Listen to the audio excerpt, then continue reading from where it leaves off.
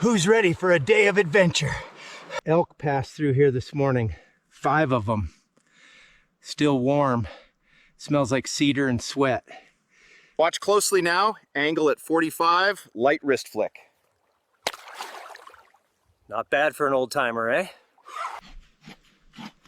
This old stick's seen more trails than most hikers. She just needed a little love.